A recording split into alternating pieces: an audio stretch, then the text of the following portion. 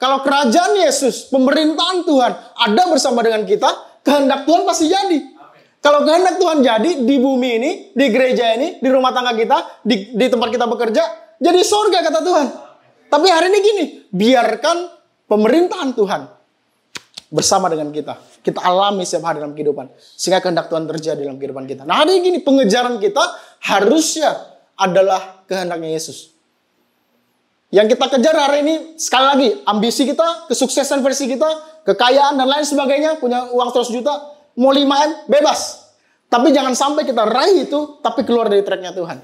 Jangan sampai kita dapatkan itu semua, tapi tidak sesuai dengan kebenaran. Jangan sampai kita dapatkan itu semua, tapi bukan kehendak Tuhan yang jadi, tapi kehendak kita semua yang terjadi. Gagal kita.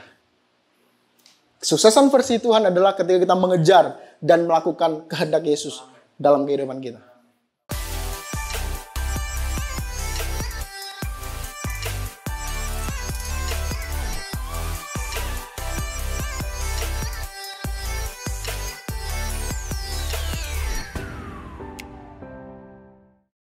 Shalom semua. Shalom. Shalom. Shalom. Oke, langsung aja. Kita akan bahas sesuatu yang penting gitu ya. Kalau gereja-gereja lain bahasnya sukses gitu ya. Gereja-gereja lain bahas 5 langkah sukses tanpa kegagalan gitu ya. Kan biasa kayak gitu tema-tema. Tapi di Rumah Harmoni memang sedikit berbeda gitu ya. Jadi kalau teman-teman datang ke tempat ini, kalian bisa merasakan ada suatu perbedaan gitu. Karena tema kita bulan ini, sepanjang bulan ini adalah kita mau membahas soal kegagalan. Pertanyaan pertama, siapa yang pernah gagal? Siapa yang nggak pernah gagal? Nggak ada ya? Siapa yang berencana ke depan nanti akan gagal lagi? Nggak perlu direncanain, pasti akan terjadi kegagalan demi kegagalan. Anak saya di belakang nangis dari dedinya. Oke, kita akan bahas. Temanya adalah kegagalan yang mengubahkan. Gue percaya gini, kegagalan yang kita alami harusnya bukan menghancurkan kita, tapi harusnya mengubahkan setiap kehidupan kita. Oke, ini pertanyaan pertama. Siapa orang sukses di ruangan ini? Ulangi. Kok nggak ada nih? Bahaya nih. Ulangi.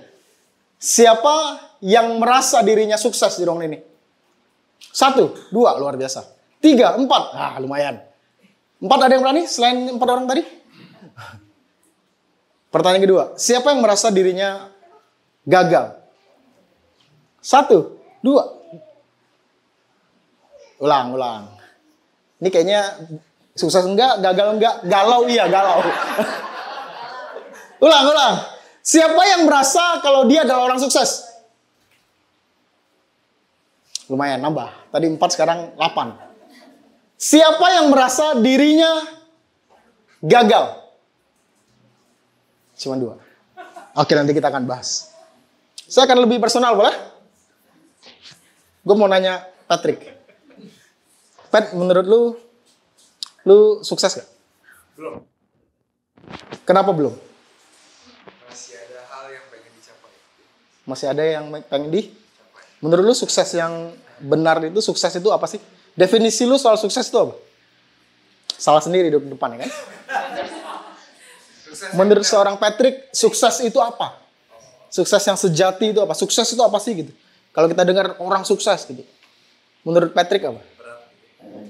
Udah punya rumah, udah punya mobil, udah punya apa? Coba. Ya, itu definisi Patrick aja. Sukses sih.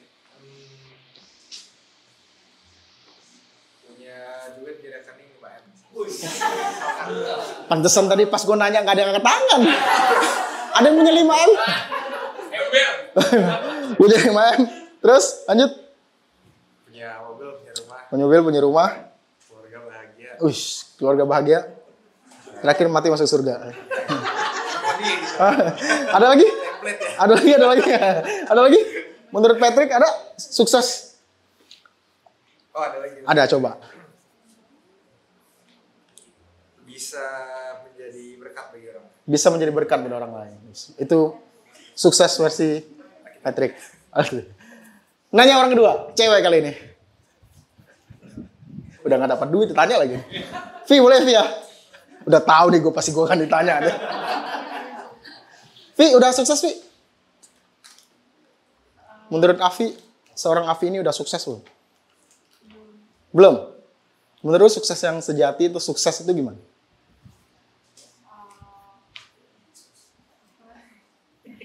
Kita kasih mic. Kan tadi luar biasa nyanyi. Oh, nggak usah ya. Tapi harus kenceng. Nanti salah satunya bisa memenuhi kebutuhan kita sendiri. bisa memenuhi kebutuhan kita sendiri. Ya, keluarga bahagia. Keluarga bahagia. Dapat suami mirip-mirip orang Korea enggak.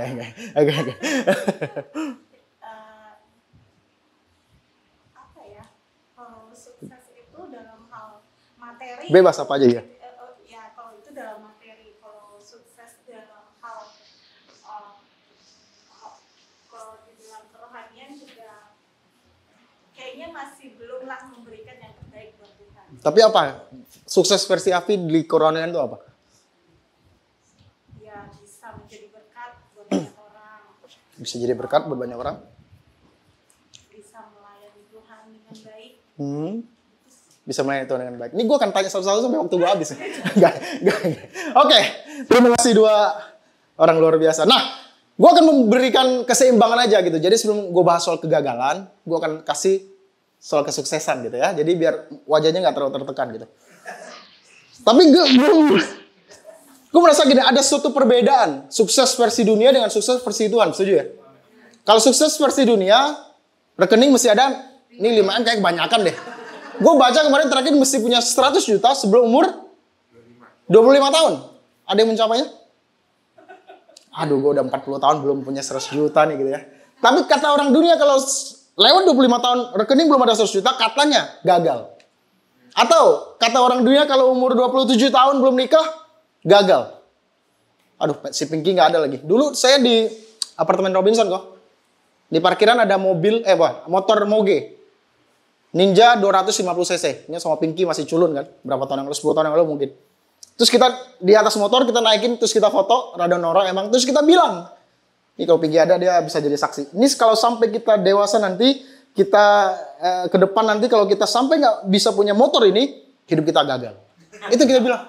Jadi definisi gagal kita receh banget. Kalau kita nggak punya Moge 250 cc Ninja. Nah sampai hari ini saya belum punya. Apakah saya gagal? Nah kegagalan atau kesuksesan versi dunia dengan versi Tuhan ada perbedaannya.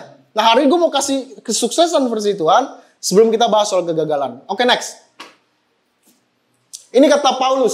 Saudara-saudara, aku sendiri tidak menganggap bahwa aku telah menangkapnya, tetapi ini yang kulakukan. Aku melupakan apa yang telah di belakangku. Kalau Paulus mengatakan melupakan apa yang di belakangku, teman-teman tahu yang dilupakan Paulus atau yang dibuang Paulus itu sesuatu yang berharga? Kalau hidupnya biasa-biasa aja, ngomong kayak gini kan nggak terlalu powerful kan? Ini yang ngomong Paulus. Dia adalah orang penting pada saat itu. Dia adalah salah satu orang yang, dia Sanhedrin. Orang berpengaruh pada masanya, orang yang jabatannya tinggi, dan perkataannya berpengaruh pada saat itu. Dia bilang gini, gue melupakan semua itu, semua pencapaian yang pernah gue capai. Bahkan kalau kalian angkat ayat 8, dia bilang gini, semua kuanggap sampah karena pengenalanku akan Kristus. Semua dianggap sampah, dilupakan sama Paulus. Karena apa? Dia bilang gini, dan berlari kepada tujuan untuk memperoleh hadiah, yaitu panggilan surgawi dari Allah dalam Kristus Yesus. Nah, ada gini, saya kasih hijau-hijau, berlari kepada tujuan. Pertanyaannya gini, biasanya kalau kita berlari karena apa? Kabur, bisa juga. Biasanya kita berlari karena apa? Ada sesuatu yang penting, setuju? Bisa cewek-cewek lihat diskon 50% buat 10 orang pertama. Yang dilakukan apa? Lari biar kita dapat menjadi 10 orang pertama. Tapi gini, ketika kita berlari biasanya karena sesuatu itu penting. Nah pertanyaan gini, hari ini mungkin kita lagi berlari. Mungkin hari ini kita tergopoh-gopoh. Kalau kata politik, grasa grusu katanya. Kita mungkin lagi berlari, kita mungkin lagi dalam sebuah perlombaan. Tapi pertanyaan gini, tracknya bener nggak? Jangan sampai kita merasa kita berlari, tapi bukan kepada tujuan Allah. Jangan sampai kita berlari untuk sesuatu yang dunia katakan sukses. Kita boleh sukses di dunia ini? Kita pengen kaya? Apakah salah kita pengen kaya? Enggak, tapi gini, jangan sampai kekayaan yang kita peroleh, posisi yang kita peroleh, atau gereja yang kita peroleh ini, jangan sampai keluar dari tracknya Tuhan. Kita mesti berlari di track yang benar. Makanya hari ini gue bilang gini, next loh. Mungkin kita lagi berlari, kita mengejar karir kita mengejar ambisi kita, mengejar kesuksesan versi kita. Tadi kita udah dengar kesuksesan versi kita. Dan pertanyaannya gini, apakah semua yang kita capai adalah sukses menurut Tuhan? Karena yang penting itu bukan seberapa cepat, tapi seberapa tepat. Hari ini kita lari, posisinya tepat nggak? Jangan sampai kita lari tapi kesuksesan versi dunia. Sekali lagi, kita boleh mengejar karir? Boleh. Kita boleh mengejar ambisi kita, boleh? Tapi mesti sesuai dengan firman Tuhan. Jangan sampai kita lakukan tapi nggak tepat. Cepet sih, kayak cepet sih, tapi nggak tepat. Kan tadi gue bilang, kalau umur 27, 28 belum nikah, katanya gagal. Pernikahan itu bukan soal seberapa cepat saja ya. Tapi seberapa tepat. Kata orang tua, 27 belum nikah, gagal nih. Oh, Kak, gue pengen gendong cucu nih, mungkin orang tua udah bilang. Tapi gini, bukan soal cepat atau enggak, bukan 25 atau 27 atau 28. Dengan lelaki yang tepat enggak? Dengan pria yang tepat enggak? Itu yang mesti kita pikirkan, bukan seberapa cepat. Mungkin ada yang nikah 22, 23. Saya sendiri 25. Sekarang umur 31, anak saya udah 2. Tapi apakah itu pencapaian? Apakah itu kesuksesan? Belum tentu. Pertanyaannya, tepat nggak? Karena kalau nggak tepat katanya, kita udah nggak bisa tertawa. Katanya. Ada yang di pernikahan udah nggak bisa tertawa? Ya udah nikah. Pas belum nikah, menangis karena belum nikah. Tapi setelah menikah, menangis karena udah. Di sini nggak ada. Di sini pernikahannya luar biasa semua. Oke? Tapi sekali lagi jangan sampai kita ngebut, kita lari cepat, tapi dalam kondisi yang tidak tepat. Nah, yang tepat itu apa? Next, coba. Kata firman Tuhan di Kolose 3:2, pikirkanlah perkara yang di atas, bukan yang di bumi. Apa itu perkara-perkara di atas? Pikirkanlah perkara di atas, berbicara gini, pikirkanlah kehendak Yesus. Pikirkanlah apa yang Tuhan mau. Makanya di doa Bapak kami katakan gini, datanglah, jadilah. Kalau mau di bumi seperti di surga, kita mesti melakukan apa? Kehendak Yesus. Bagaimana caranya kita bisa melakukan kehendak Yesus? Undang kerajaan Tuhan ada bersama dengan kita. Kalau kerajaan Yesus, pemerintahan Tuhan ada bersama dengan kita, kehendak Tuhan pasti jadi. Kalau kehendak Tuhan jadi di bumi ini, di gereja ini, di rumah tangga kita, di tempat kita bekerja, jadi surga kata Tuhan. Tapi hari ini gini, biarkan pemerintahan Tuhan bersama dengan kita. Kita alami setiap hari dalam kehidupan. Sehingga kehendak Tuhan terjadi dalam kehidupan kita. Nah hari ini pengejaran kita harusnya adalah kehendaknya Yesus. Yang kita kejar hari ini, sekali lagi, ambisi kita, kesuksesan versi kita, kekayaan dan lain sebagainya, punya uang 100 juta, mau 5M, bebas. Tapi jangan sampai kita raih itu, tapi keluar dari tracknya Tuhan. Jangan sampai kita dapatkan itu semua, tapi tidak sesuai dengan kebenaran. Jangan sampai kita dapatkan itu semua, tapi bukan kehendak Tuhan yang jadi, tapi kehendak kita semua yang terjadi. Gagal kita. Kesuksesan versi Tuhan adalah ketika kita mengejar dan melakukan kehendak Yesus dalam kehidupan kita. Next dulu. Nah, makanya orientasi hidup orang percaya adalah kehendak Tuhan, bukan dunia ini. Pusat dari kehidupan kita sebagai orang percaya, bukan kesuksesan versi dunia. Contoh, siapa yang pernah naik mobil ke Bali? 1, 2. Ush. Kalau saya pernah tapi naik bus ya. Belasan jam macet gitu. Tapi kalau kita punya tujuan ke Bali, kita boleh ngopi dulu nggak? Tengah jalan capek ngantuk. Ngopi dulu boleh? Ada rest area kita harus berhenti, benar? Ada pemandangan indah kita berhenti dulu. Kita kalau ke Bali naik mobil kan nggak langsung ke Bali kan? Kita turun dulu di mana tuh biasanya? Biasanya nggak pernah naik. Biasanya ke mana? Ke Pekong bro. Semarang dulu dan lain sebagainya. Kita boleh menikmati semua. Bukan berarti gue bilang gini, kehendak Tuhan berarti gue mesti hidup kudus doang, nggak boleh kemana-mana, nggak boleh menikmati hidup, nggak kayak gitu. Kita punya orientasi kita adalah kehendak Tuhan. Di dalam perjalanannya kita boleh ngopi dulu. Tapi kan kita kalau ngopi nggak 10 jam tempat kopi, benar sih? Kita ngerti orientasi kita kemana? Bali. Kita ngopi tapi nggak 10 jam. Nggak 12 jam karena apa? Ada tujuannya. Ada kehendak Tuhan. Kalau dalam firman Tuhan yang gue mau sampaikan, ada kehendaknya yang mesti kita capai. Kita boleh menikmati pemandangan. Boleh, silakan. Tuhan bilang nikmati. Tapi gini, jangan sampai kita keluar dari tracknya. Jangan sampai kita nggak sesuai dengan rencananya Tuhan. Kalau itu yang terjadi, kita gagal dalam kehidupan. Nah hari ini gini, orientasi kita, fokus kita, tujuan kita adalah sekali lagi apa? Kehendak Yesus. Kehendak Bapa. Kejar itu dalam kehidupan. Itu baru sukses yang sejati. Next dulu. Jadi apa parameter kesuksesan sejati versi Tuhan? Ketika kita melakukan kehendak Allah lewat semua yang Tuhan percayakan dalam kehidupan kita. Ada yang pengusaha di sini? Nggak ada? Ada. Pernah nggak ketika kita jadi pengusaha, apapun itu bidangnya, pernah nggak tanya sama Tuhan? Tuhan, lewat usaha yang saya lagi bangun ini, kehendak-Mu apa sih? Ada yang jadi ibu rumah tangga di sini? Tanya Tuhan. Tuhan, lewat pernikahan ini, apa kehendak-Mu? Apa yang mesti gue kerjakan? Anak yang dilahirkan, mau dididik seperti apa? Mau dijadikan seperti apa? Dan lain sebagainya. Tanya Tuhan, apa kehendak Tuhan dalam hidupmu? Apapun yang Tuhan percayakan. Kalau hari ini kita jadi pengusaha, jadilah pengusaha yang melakukan kehendak Tuhan. Nggak semua harus jadi pendeta, setuju? Kalau semua jadi auditor, ketika khotbah nggak ada yang dengar. Kenapa? Pendeta semua. Ada yang, mungkin ada dokter di sini.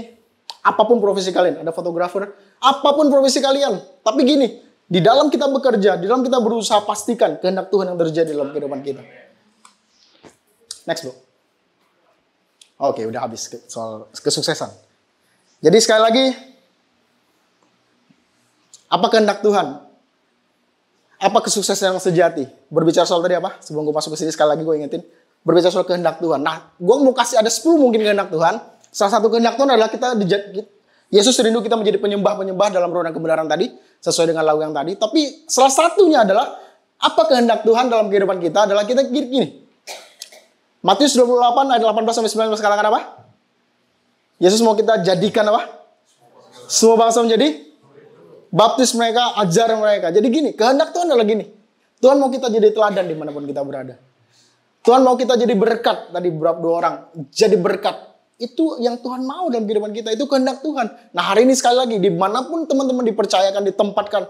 Mau di sini, kayak di rumah, kayak dimanapun kalian berada. Ingat satu hal. Kehendak Tuhan harus terjadi.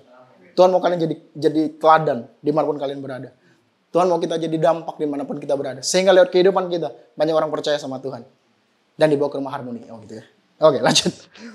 Nah, di dalam perjalanan kesuksesan tadi, kita akan mengalami kegagalan demi kegagalan dalam kehidupan kita.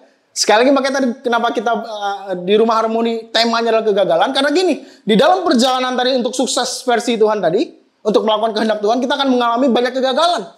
Maka kita perlu bahas. Sehingga ketika kegagalan terjadi dalam kehidupan kita nggak roboh, kita nggak hancur. Justru kegagalan itu diubahkan, membuat kita menjadi semakin hari semakin serupa dengan Tuhan. Itu targetnya sebenarnya. Makanya gini, gagal di mata manusia misalnya apa? Gagal promosi.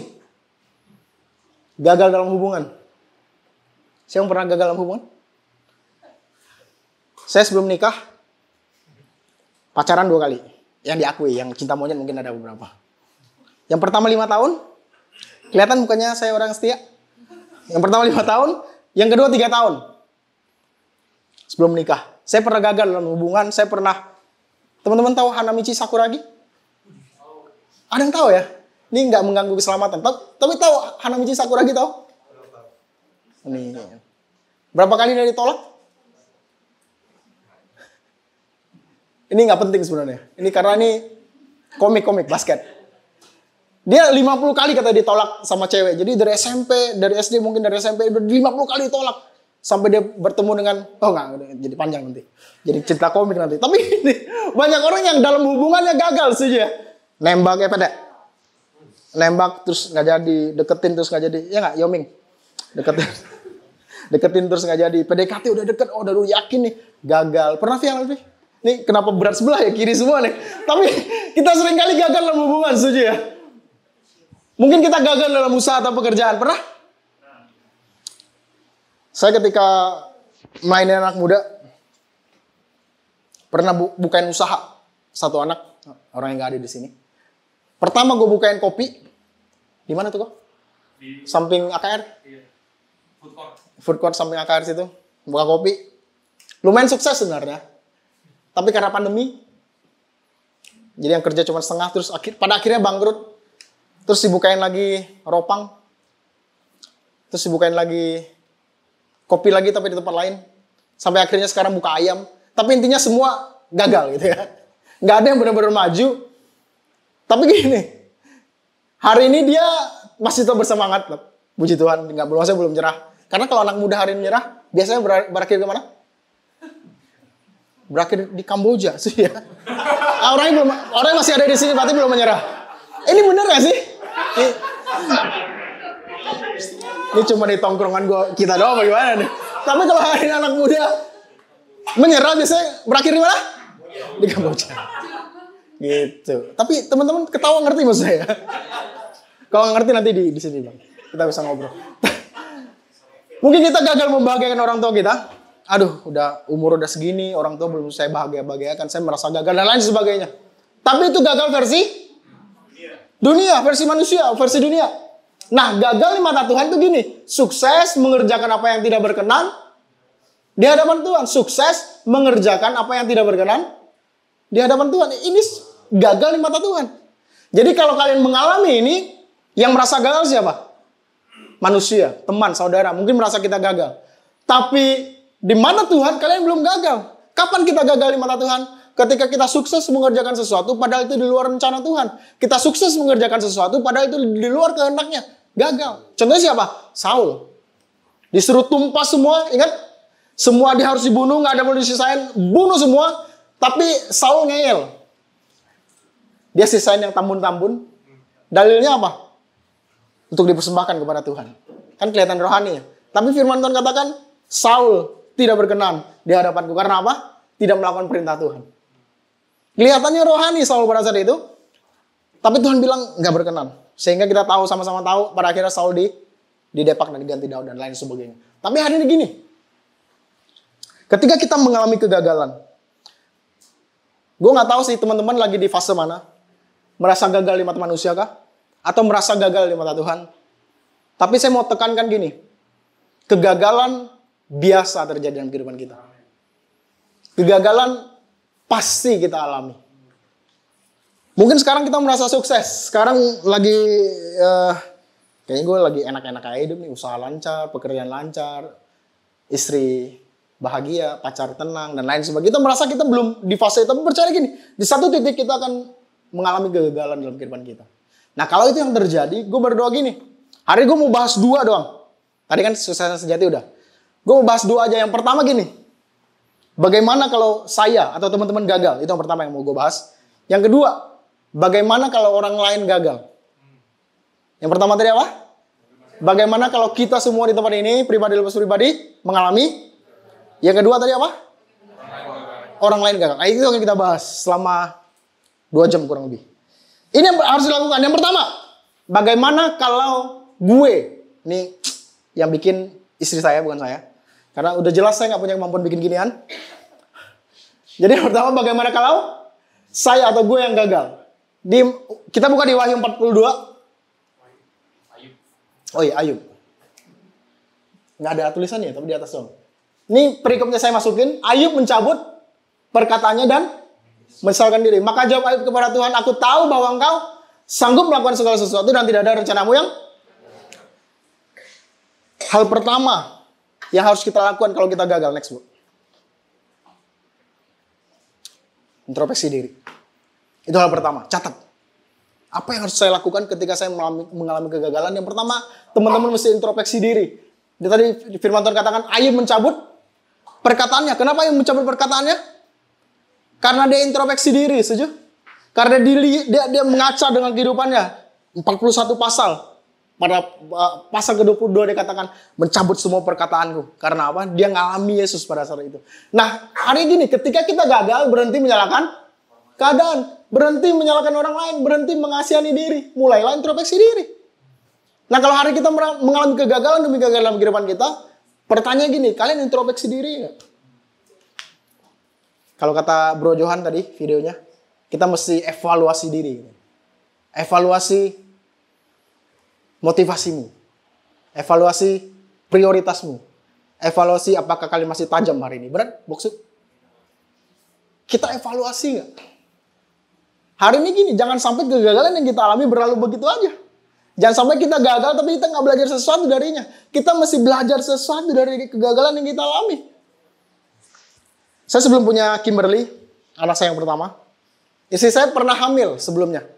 Maksudnya saya udah nikah, bukan udah hamil. Jangan salah. Jadi setahun, 7 bulan, 8 bulan setelah saya menikah, istri saya pertama kali hamil, udah 2-3 bulan pada akhirnya dikuret. Katanya, bukan hamil luar, ini apa sih? Janinnya nggak berkembang. Jadi biasa kan penyakitnya janinnya di luar. Pernah ibu-ibu? Atau yang kedua, janinnya di dalam tapi nggak berkembang. Nah, kita bingung kenapa itu bisa terjadi. Kita ke dokter, kita konsultasi dan lain sebagainya. Pada akhirnya dokter bilang apa? Kuret, harus dibuang. Karena kurangnya pengetahuan kita nggak nanya dokter lain, kita udah percaya sama dia aja, kita kuret. Nah, setelah dikuret, kita mulai saling menyalahkan. Lucy terus sibuk dan lain sebagainya. Nah, Novi pada saat itu masih kerja sebagai jurnalis. Masih ngejar berita terus tuh di detik.com. Jadi dia pergi kemana-mana. Masih Muay Thai dan lain sebagainya. Jadi kita saling menyalahkan. Tapi kita lupa untuk introspeksi diri. Suatu kali kita bertobat, kita berdoa bersama, kita minta ampun sama Tuhan. Karena kita udah mulai menyalahkan Tuhan pada saat itu. Kita udah mulai bilang, kok bisa terjadi dan lain sebagainya. Nah, pada akhirnya kita bertobat. Nah, pas hamil kedua, karena kita udah introspeksi diri, pada saat hamil Novi udah gak kerja. Kita tahu karena kandungannya kurang kuat, kata dokter. Akhirnya gak kerja. Pas hamil Kimi ini, total bed rest. Apa sih bahasanya? Bener ya? Bed rest ya? Udah, dia gak kerja dan gak kemana-mana. Orang yang gak bisa diem, disuruh diem. Berontak dan lain sebagainya. Pengen kerja. Tapi kita introspeksi diri kita.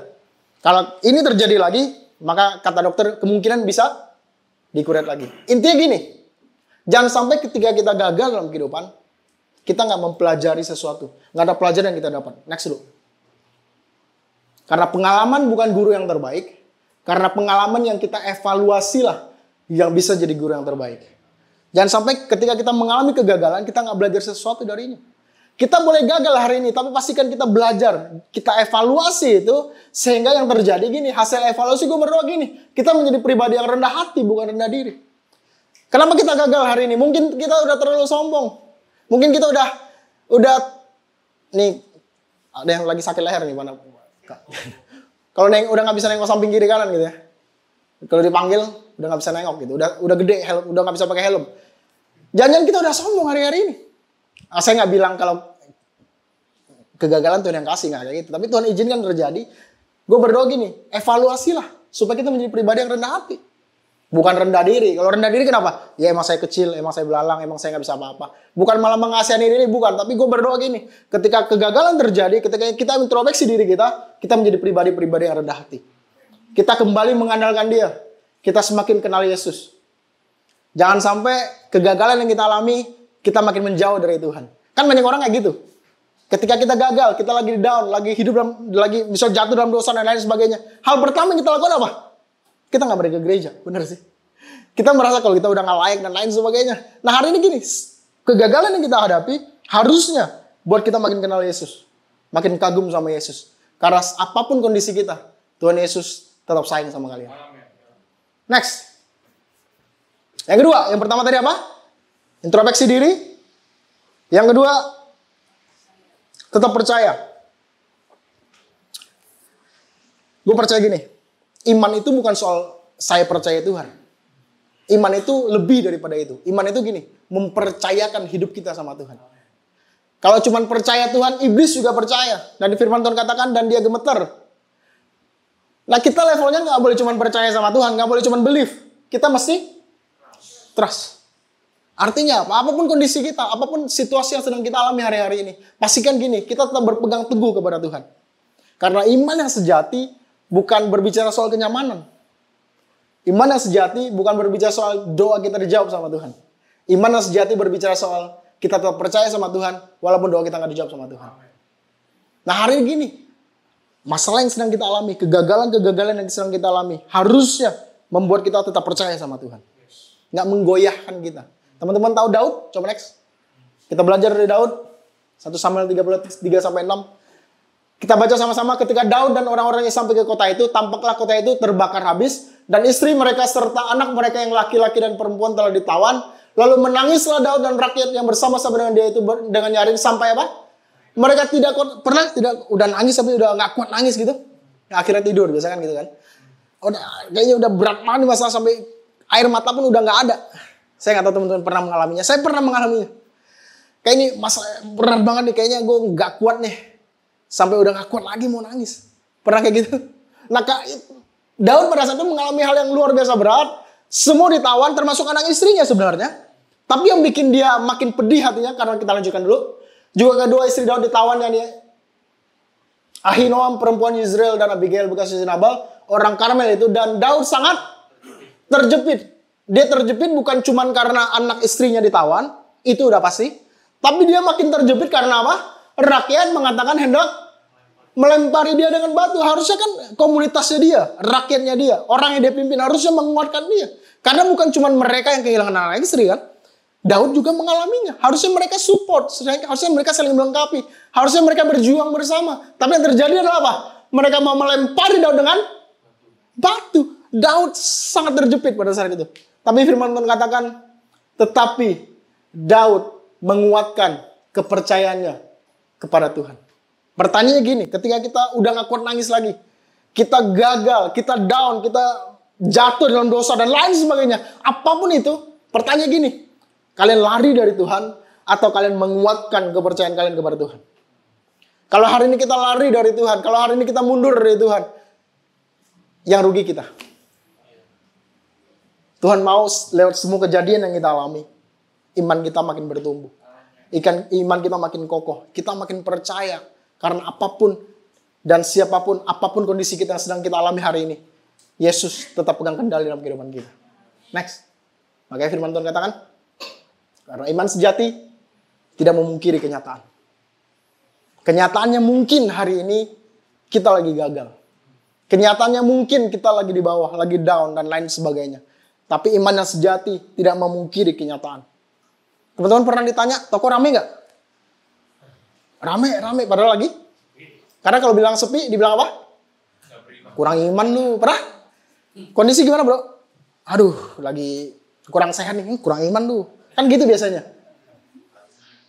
Iman yang sejati tidak memungkiri kenyataan. Dengan kita bilang kita kurang sehat, dengan kita bilang toko lagi sepi, bukan berarti kita tidak beriman. Enggak kayak gitu. Toko memang lagi sepi, tapi saya percaya, saya yakin sama Tuhan. Dalam sepi pun pemeliharaan Tuhan tidak pernah jauh dari hidup saya. Walaupun toko lagi sepi, saya tetap percaya sama Tuhan. Karena hidup saya bukan dari rame tidaknya toko saya.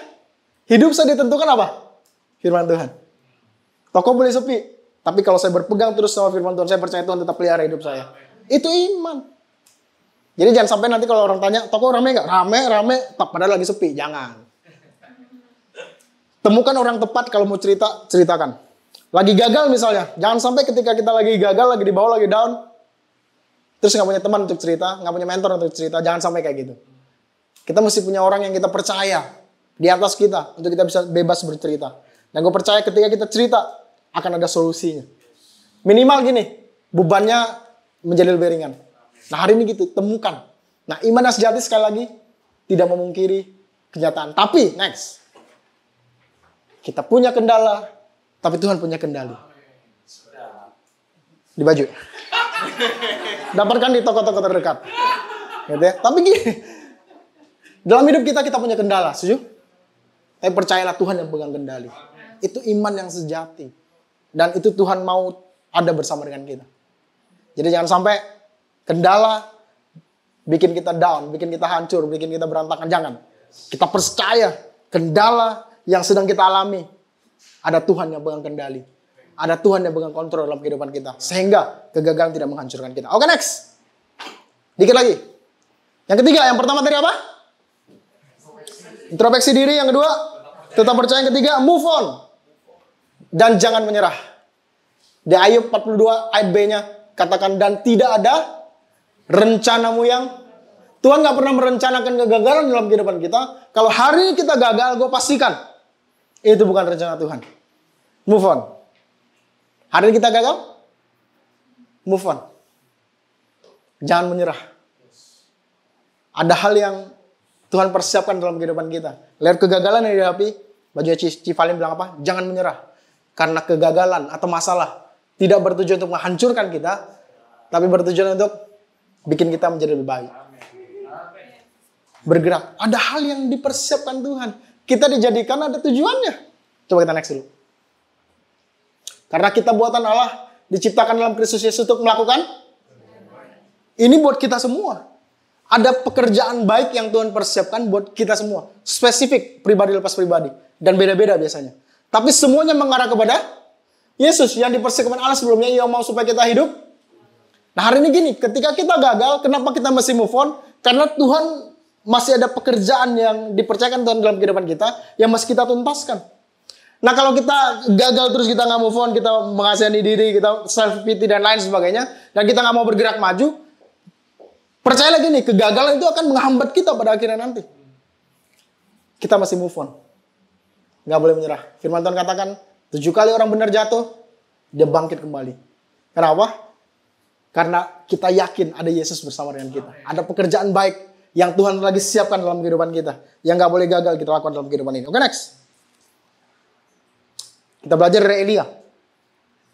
Tetapi ia sendiri masuk ke padang gurun sehari perjalanan jauhnya, lalu duduk di bawah sebuah pohon arar. Kemudian ia ingin mati, katanya, cukuplah itu sekarang ya Tuhan, ambillah, sebab aku ini tidak lebih baik daripada.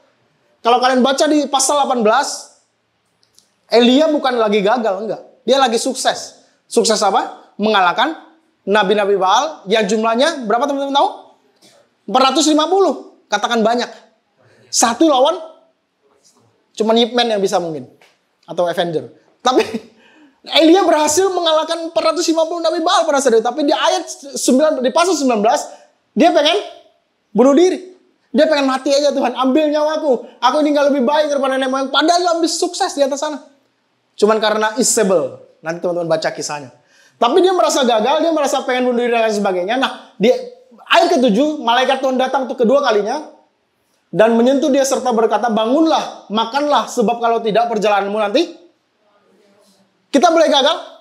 Tapi Tuhan ingatkan nih, ada perjalanan yang mungkin jauh, tapi tidak ada perjalanan yang Tuhan sudah persiapkan tadi di Efesus tadi, yang masih kita kerjakan bersama-sama dengan Tuhan, sehingga kegagalan ini tidak menghalangi jalan kita. Tuhan mau kita tetap berjalan. Karena emang sudah dipersiapkan Tuhan. Ada tujuannya, ada kehendaknya yang mesti dituntaskan dalam kehidupan saudara semua. Jangan sampai kegagalan menghambat kita dan nggak bikin kita move on dan bergerak. Di ayat 15, di ayat 15 katakan firman Tuhan kepadanya apa? Pergilah, kembalilah ke yang lagi gagal, kembali ke jalan Tuhan. Sekali lagi, yang lagi mengalami kegagalan, kembali ke jalan Tuhan. Karena apa? Melalui padang gurun Gedamsik, dan setelah engkau sampai, engkau harus mengurapi Hazael menjadi raja atas Aram. Cerita ini kita lihat Elia punya tugas mengurapi Hazael menjadi raja atas Aram. Ada tugas yang Tuhan tunjukkan kepada Elia yang mesti Elia lakukan. Nah hari gini, teman-teman punya tugas, punya pekerjaan baik yang harus dikerjakan. Kalau hari kita gagal, move on. Kedua, kita belajar dari Petrus. Kalau kita berbicara soal kegagalan, mungkin salah satu orang yang paling gagal adalah Petrus. Next, Bu. Kenapa bisa gagal? Vi, mentor lu siapa? Punya mentor gak? Mentor rohani lu siapa? Ya, yang lantang dong. Oh gitu. Nggak ditagih iuran nggak? Bro, mentor lu siapa, Bro? Yang kenceng dong. Suri. Oh, jeez. Kalau mentornya masih Suri, mentornya masih Koditer, masih cetek. Petrus mentornya siapa? Yesus. Bapak rohaninya siapa? Yesus. Dia setiap hari berjalan bersama dengan Yesus, melihat mujizat, melihat tanda-tanda, melihat semua keheranan. Dia menikmati semua yang luar biasa dalam kehidupannya. Mentornya Yesus. Tapi, jadi kalau lu gagal biasa. Kenapa? Mentornya masih kita. Nah, Petrus mentornya udah Yesus masih menyangkal Yesus 3 kali. Tapi ketika Yesus datang di sebuah sungai di Tiberias, dia bilang gini, Petrus kan? Pet, lu sayang gak sama gue? Yesus nanya berapa kali? Harusnya kan gini ya, kalau lu habis nyangkal gue omelin dulu gak? Lu Pet, setiap hari lu lihat gue mengambil mujizat, kasih makan 5.000 orang dan lain sebagainya. Terus plus, gue udah ingetin Pet, lu tuh sebelum ayam berkokok lu akan nyangkal gue. Lu masih nyangkal gue juga, gue kecewa sama lu. Gue marah sama lu dan lain, harusnya kan gitu. Tapi karena Yesus, dia gak marahin, dia gak bilang kecewa dan lain sebagainya. Tapi dia bilang gini, Pet, lu sayang gak sama gue? Apakah engkau mengasihi aku? Apakah engkau agape sama aku? Petrus bisa gagal. Petrus boleh nyangkal Yesus. Petrus boleh mengecewakan Yesus. Tapi kalau Yesus bilang ada tugas dan tanggung jawab yang belum selesai. Firman Tuhan katakan, gembalakanlah domba-dombaku. Ada tugasnya. Petrus punya tugas. Tugasnya apa? Gembalakan domba-domba. Nah hari ini gini. Kita semua punya tugas dari Tuhan. Setuju? Kita semua punya kehendak yang harus kita tuntaskan. Yang Tuhan tetapkan dalam kehidupan kita. Kegagalan jangan membuat kita berhenti. Move on. Terus bergerak dan jangan menyerah. Karena sekali lagi, ada tugas, ada tanggung jawab yang Tuhan berikan dalam kehidupan kita. Yang harus kita tuntaskan. Next. Udah mau kelar? Ini udah tadi. Sebab 7 kali orang benar jatuh. Udah, next bro. Terakhir. Kalau kita introspeksi diri. Kalau kita tetap percaya. Kalau kita move on dan jangan menyerah. Kita bisa merayakan kegagalan. Terdengar aneh nggak merayakan kegagalan? Biasanya kita merayakan apa? Kesuksesan. Merayakan buka toko baru. Merayakan dapat tender. Merayakan dapat pacar baru. Biasanya kita minta traktir kan. Merayakan ulang tahun. Kita merayakan sesuatu yang luar biasa kan. Nah hari ini saya gini. Saya ajak teman-teman untuk merayakan kegagalan. Karena apa? Kegagalan bukan menghancurkan kita. Kegagalan bikin kita makin dekat sama Yesus. Kegagalan bikin kita makin menjadi pribadi yang rendah hati. Kegagalan bikin kita menjadi makin mengandalkan Tuhan. Sehingga kita layak untuk merayakan kegagalan yang kita alami. Introspeksi dirimu. Tetap percaya sama Tuhan. Dan jangan menyerah. Aku percaya kalau itu yang terjadi dalam kehidupan kita. Kegagalan Tuhan akan ubahkan menjadi keberhasilannya Tuhan. Terakhir. Ini benar-benar terakhir. Yang kedua. Ini pendek aja. Tapi rada berat. Bagaimana kalau orang lain yang tadi kan pertama kalau kita gagal. Kita mesti introspeksi diri dan lain sebagainya. Tapi kalau orang lain yang gagal gimana? Kita boleh belajar dari Yudas. Kan jarang nih belajar dari Yudas. Kalau Petrus sering. Nah kita belajar dari murid Yesus yang menjual Yesus yang namanya Yudas. Pada waktu Yudas menyerahkan dia, melihat bahwa Yesus telah dijatuhi hukuman mati, katanya apa? Menyesallah ia. Teman-teman tahu nggak? Untuk kita bisa bertobat, langkah awalnya kita masih menyesal. Walaupun banyak orang yang udah menyesal nggak bertobat, ada juga. Tapi kalau kita mau bertobat dan kembali ke jalan yang benar, kita mesti menyesal dulu. Setuju nggak sih? Nah, Yudas menyesal pada saat cerita ini ditulis di Matius. Lalu yang mengembalikan uang 30 perak itu kepada imam-imam kepala dan tua-tua dan berkata apa? Aku telah berdosa karena menyerahkan darah orang yang tidak bersalah. Tapi jawab mereka, apa urusan kami dengan itu? Itu urusanmu sendiri. Apa yang bisa kita pelajari? Harusnya imam dan para tua-tua ini harusnya mahir menghadapi orang yang gagal. Ini kan penatua nih. Penatua kita siapa nih? Tapi gereja punya penatua. Ada orang yang kita hormati. Orang yang posisinya di atas. Sama nih. Yudas datangin imam-imam kepala dan tua-tua. Tapi apa yang dijawab sama mereka? Bukan urusan gua. Itu urusan lu. Ketika ada orang gagal datang kepada kita. Pertanyaannya gini. Jawaban kita apa? Apa kita menghakimi? Terus bilang itu bukan urusan gua. Salah lu sendiri. Itu urusan lu udah gue ingetin, gak mau denger lagi, itu urusan lu. Kalau gagal urusan lu. Apakah itu yang terjadi? Kita mengaku kita ginosko sama Tuhan. Kita mengaku kita percaya Tuhan. Kita setiap hari Kamis kita belajar firman Tuhan. Setiap hari Sabtu kita belajar firman Tuhan. Hari Minggu kita ke gereja. Tapi ketika ada orang yang gagal datang ke dalam kehidupan kalian, apa yang kita akan lakukan? Jangan sampai kita menjadi orang yang sama. Bilang bukan urusan saya. Zakius bersalah dan datang sama Yesus. Zakius hidupnya diubahkan. Orang Samaria di sumur Yakub ketemu sama Yesus.